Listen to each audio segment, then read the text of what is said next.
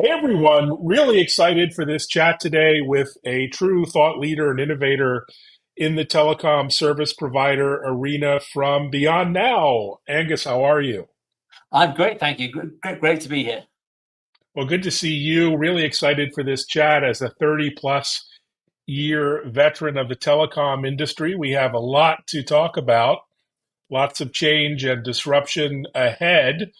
Before that, maybe introduce yourself as the business leader at Beyond Now, and a little bit Sure. about the company, which is a relatively new brand, but you've been around for a while. Yeah, we have been. We've been around for 30 years, actually. We come out of really a tech business, and we've been serving the telecoms market, for 30 years. We productized a BSS back in 2006, and really from about 2014, we pivoted really towards digital business platforms and looking at how new business models would work on our software. So we're really almost pioneering the idea of multi-sided business models. We were influenced by a professor at MIT called Jeff Parker, who wrote Platform Revolution. And we've really been, I guess, one of the few companies who's really been there and done it over the last 10, 12 years. We're one of the kind of companies who really have, customers doing, what was a book at the time. And I've been CEO of that business since 2017. So my background is management consulting. I'm a finance guy originally, if you excuse me for that. I started off at KPMG in my career. And I worked for one of the big strategy firms as well, and then spent a career in consulting, doing all kinds of transformation programs. And I guess stepping up to look at platform business models and the transformational changes that telcos have to make. I've had a lifetime studying that. Well, I'm honored to have you here, and I have so many questions around those topics. First, I'd love to dive in. You talked recently about the imperative for telcos to move from telco to techco, which Yeah. is a big shift in mindset and other aspects of the business. Maybe talk about that at a high level. What do you mean by that? Yeah, so I think there's a number of different transformations. I think one of the big changes is Techco starts with the customer and the problems you're trying to solve. So rather than being, like there's telcos have been very centrally organized, with where business, these business cases and everything is centralized in order to spend cash. Whereas, in a Techco model, if you look at any of the big hyperscalers, it really starts off with the customer and the problems you're trying Mm, to solve, and really goes back from there. And it also looks into new business models. How do you do more than just the connectivity, but how do you work with partners and an ecosystem to create really compelling solutions that perfectly solve that customer's problem? And so the Techco, is a broad transformation. It is more B2B focused, whereas telcos have been very B2C focused. That's another mm. topic of discussion. But also looks at things like how to monetize 5G. It looks how to create a greater share of wallet for customers and having a deeper, more meaningful relationship with customer. But also it means how do you transform your operating model as well as your business model and become more digital? And how do you actually engage digitally? If you look at any of the hyperscalers, they will engage online through marketplaces, and you can discover and go through the full life cycle online with assisted sales and a great customer journey, leveraging tools like AI and other tools to really get a compelling customer experience was super simple. And then how do you extend into adjacencies to add new partners, new revenue streams, and new solutions, so the partner, once they love you, they really love you and they buy more from you. Well, it's a nice concept. Let's hope we can see it come to fruition with your help. And how would you describe the CSP landscape today? I know it's very varied per country, per region, but maybe describe the current economic outlook, the competitive outlook. Uh, is this the best it's going to get, or I think what can it's we tough. expect? It's definitely tough. We've seen a lot of pressure, a lot of, if you look at revenue growth in consumer, it's single digits. I don't know, whatever study you pick up, it talks about 0 to 1 to 2%. So it is super low, highly competitive, lots of new, competitors. I think that, people are looking more to the B2B side as an opportunity to grow revenue. A lot of uh, the telcos have a super leveraged balance sheet, and so there's Mm, high levels of debt, and their room for maneuver is limited, and so they're under huge cost pressure. And I think there's a lot of the tools out there, like digital transformation, use of things like AI, and anything they do, what they really have to do is look at how do I take out costs in parallel with doing other things. So when we talk about, techco, for example, going back to that topic, it's really around three things. How do I digitalize my operating model to super automate everything, so that I can sell and market digitally. I can, customers can discover solutions digitally and then configure them themselves, maybe with some assisted sales, and then automate all the downstream processes in terms of orchestration and fulfillment of those orders and monetization of the end invoices, but also working with the partners. But then in parallel, how do I digitally transform my customer experience? And so I have a super cool customer experience. And so it's super simple for customers to navigate. And how do I also make sure that if I have a fantastically low cost and cost effective operating model, I have a super effective customer experience. We're using AI and lots of new tools, and it's a great customer experience, and customers want to buy more from me. How do I upsell them, and how do I make sure that the opportunities are there really then to grow revenue on the back of a great customer experience and super competitive pricing? Yeah, great point. And with the business leaders that you engage and speak with every day, do you think CSPs are willing to take more risks to innovate and invest in Yeah. innovation and new business areas, or are they thinking, okay, how can I de-risk my investments? So I think I would separate personal risk. Yeah. Do I personally want to do something different from corporate? And I think a lot of the risk here is, in a multi-sided business model where you have an ecosystem of partners, really what the CSP brings is their customer relationship. That's what they're bringing Mm. to the party. And they're really relying on the partners to co-create, co-innovate, and co-invest with them. So if you look at things like AI and all those new technologies, it's not necessarily requiring the telco to take huge risks. A lot of it is often, working with the partners or leaders in their fields, who take a lot of that risk. But I think there's deeper changes required in order to work with partnerships. So, for example, the famous telco procurement functions. How do you work with partners, and how do you work with a lot of smaller companies? So, for example, a lot of the great innovators are some of the smaller companies. New technology like AI comes along. There's some big guys and there's some small guys. How do you make sure that the partners you can attract? It's a win-win for the partners, and that once you start on the journey, you continue on that journey. You don't start, stop. And there's a great partner journey. So not just customer journey, but partner journey in terms of enabling partners to actually come along, co-invest with you, and have a great experience. They see it's a real win-win in terms of working with this massive telco, for example, that they can bring that innovation to the fore. And so I think for me, it's not just about the telco taking risks. It's all really around how do you create that ecosystem, how do you get the right partners. A lot of telcos have also got venture arms. So how do you use your venture arm successfully as well? How do you pick maybe 3 or 4 areas, maybe vertical industries? There's a number of different strategies. Some want to start with a connectivity core and move gradually out from that core, offering security and other things around that core. Others want to pick, industries like automotive and fleet management, buildings or mining, for example, because they're really relevant in their own economy. And so I think there's different strategies in order to go on that journey, and then finding the right partners and creating the right environment for the partners to be successful with your organization. And that the partners really see it as a win-win, and they want to work with you because there's no guarantee they do want to work with you, so you need to be attractive to them as well. Yeah, it's an interesting perspective. You mentioned AI. We're only a few minutes in, so let's get on with it. But what is in reality, the practical relationship between what CSPs are doing and AI, and how can CSPs, leverage AI as part of this strategy that you described?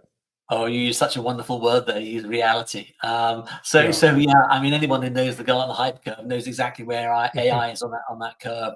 It's super hot. There's a lot of hype, lots of experimentation, pilots, but there's a gap between only about 15% of companies are successfully using it at scale, and that means really not running thousands of pilots and prototypes and experiments, but really focusing on those use cases which are have a huge impact on your business and have a high probability of success. And so it's really around zeroing in on those opportunities which really do have a big impact for you, and then really, can be able to combine all the different tools, not just having, using one, Gemini 1.5 as your tool or OpenAI, but really being able to combine the different tools to drill out the outcomes and really being able to actually achieve the target benefits.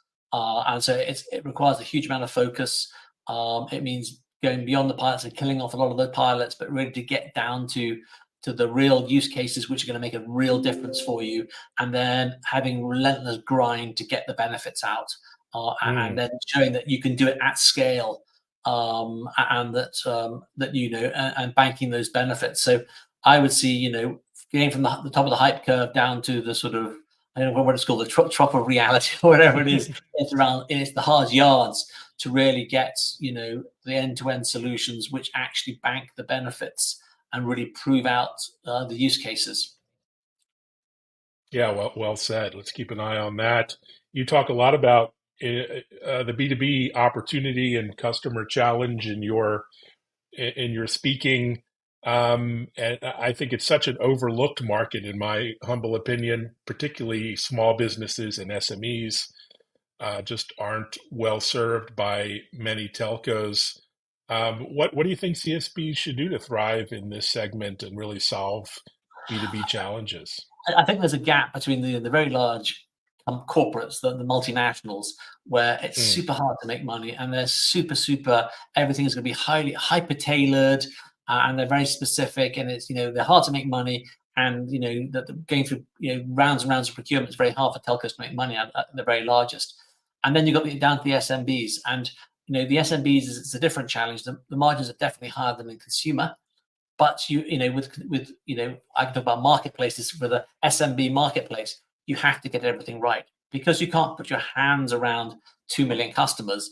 You have to rely on that digital channel. It goes back to what I said. It's a hyper automated operating model. Digitalize that operating model. Have that great customer journey, so people can discover things digitally, and then they can self configure, and they can. I've got snackable products. They can try a bit, and they like it. Try a bit more. It's a super simple customer journey, and then it's extending out the product range. I think one of the great things, and let me loop back to AI again, because I think that what AI does is it revolutionizes some of those customer journey things. So, you might think of because it's online, you can only sell simple things online, and I think what AI is showing that actually you can make more complicated things simpler. And so using AI, if you say, we've got a great demo with farmers, for example, where farmers can ask natural language questions, and what is a relatively sophisticated product can be made simpler in terms of the way you interact with the digital channel, and enables people who are not that highly IT literate to buy solutions in a simple way to prove out simple use cases using natural language to say, I've got too many weeds in my field, or how do I get my crop yields up? Those kind of questions, rather than going into tech speak and asking about things in tech speak. So I think what we're seeing with those digital channels is that things like AI are revolutionizing that customer interaction, that customer journey, and the recommendations, and enabling much more sophisticated solutions to be sold online in simple ways that people can understand. Wow, that would be refreshing, to say the least. Now, in this transition, there's a lot of technical debt in telecom. As you know, this industry is over 100 years old. First phone call in Boston, by the way, so we take credit for that. But literally, legacy infrastructure in the ground, copper, and all kinds of legacy hardware and software. How do you modernize and upgrade, and not just the thinking, but the infrastructure, given all this legacy? So kind of, we started off this conversation when we talked about, our journey. We were in by a large management consulting firm, and then we stepped out as an MBO in 2021. And, one of the things we found that when we stepped out our MBO was that we needed a whole bunch of things. We needed, fixed mobile. We needed Microsoft 365. We needed some security software. We needed a dozen things. And we went along to our local telco and say, look, hey, it's a long list of things, and we like to buy this as a package of the different things. We need some IT support desk, all these different things we need. And what telco said, well, actually, we can't really help you. Here's 12, 14 telephone numbers within our organization. Go and contact each of these people, and maybe they can help you. And so, Wow. this idea of, what's happening in telco is that every time they launch a new product, they buy a new bunch of IT, which supports that one product line. So IoT, ICT, connectivity, B2B, B2C. And so you end up with a highly stovepipe organization. And if you're going to flip the model and start off with a customer, and start off with the customer journey, then you've got to create a single umbrella customer experience, and you've got to create a horizontal platform that makes it really simple for the customer to find what they want and to buy what they want from you. And that customer journey make it super, super simple to navigate. So I think the journey starts off with the customer and works its way back and says, how do we actually create a single umbrella customer experience which enables the customer to come along using natural language or whatever, and actually discover super simple ways to find what they need, buy what they need, have a great buying experience from you, and then buy the next set of stuff. And so, yes, I think, technical debt and all these things are a problem. The stovepipe nature of the telco is a problem. The fact that, each function's got its own IT, and that you can't do things horizontally around the customer. And so total telecoms, selling everything that we offer to you, the customer, is an incredibly, incredibly difficult thing to do. And I think, starting from the customer, working back and using things like AI and digital channels to create that single umbrella customer experience. And then when you bring the partners in and everything else within that single umbrella, means that you can actually create rich solutions that people can quickly try out and see if they like, and go from there. Yeah, wouldn't that be something to see? As a recovering management consultant, you see you know a lot about KPIs, key performance indicators, and metrics, and other ways to measure success. What should they be measuring, monitoring, and how are they doing? Is it Net Promoter Score? But is it other ways to measure customer experience and the business?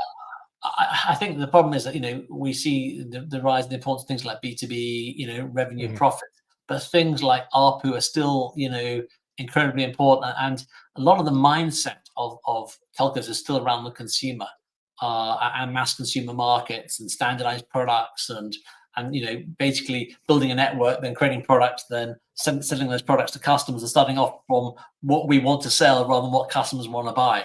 And so for me, I think a lot of the metrics, we need to sort of invert the model and start off with a customer, things like customer satisfaction, things like, share of wallet, things like, the SMB market, for example. It's, the SMB market, they don't have a huge wallet, and, they spend money on, ICT applications, ICT services, telecommunications. And so you really need to take 100% of that wallet. You need to be targeting to bring together all the various pieces so you can address 100% of that wallet, and maybe even looking to increase the wallet size by looking at great solutions which help automate problems the customer's got. And so for me, if you're going to B2B, it's really starting off with the customer metrics, in terms of the buying journey, and really looking at how a tech business would run itself, and looking at the metrics in terms of how successfully you market and you sell, how successfully the customer journey is online, whether people the dwell time on your website, how easy is it for people to complete transactions, whether they abandon things. When I go back to my experience with an MBO, it was a shocking experience, and there was no way to provide that feedback. And I don't think the telco we worked with ever knew that we were trying to buy 14 products, and and ended up buying nothing more than connectivity from them, because it was such an impossible journey to buy anything else. So how no metric like revenue or profit tells you that full picture. Yeah, what really interesting insight. You mentioned marketing. Let's talk a little bit about marketing. I mean, traditionally, telco marketing has been pretty boring, pretty uninspiring. That changed a bit years back when John Ledger at T-Mobile, kind of shook things up on the marketing front and really made telecom a bit exciting again. How can telecom improve their image, overcome the legacy of having bad service and bad customer support, which has improved, I must say, over the years? But what has to happen next, do you think? I think that one of the challenges with marketing is that for the mass consumer markets, you are, everyone's got the same problem they're trying to fix, which is, around connectivity. And it's a very recognizable problem. Once you go away from that mass consumer market everyone's got different problems. The problems a law firm is trying to solve, maybe around security and other things, may be different from what a farmer's trying to solve. And so you go away from very standardized approaches to marketing. And also, you need to look at technology and how do you, if you move into digital model, how do you engage digitally with customers and mass personalize things? And how do you really target the problems, they're experiencing using Google data and other sources of data? And how do you really personalize that? And so, it's a very different challenge. And it's really, how do you move into the digital age? How do you actually say to a customer, I recognize, many people have got this problem, and people go, oh, I've got that problem, I'm going to come to you for a solution. If you just talk about, a standard problem in connectivity, which is how the traditional approaches work, it's never going to work in, SMB and the B2B space. You need to be much more specific around the verticals, the industries, the priorities that, that you've got, and really marketing to a specific problem that you are able to solve.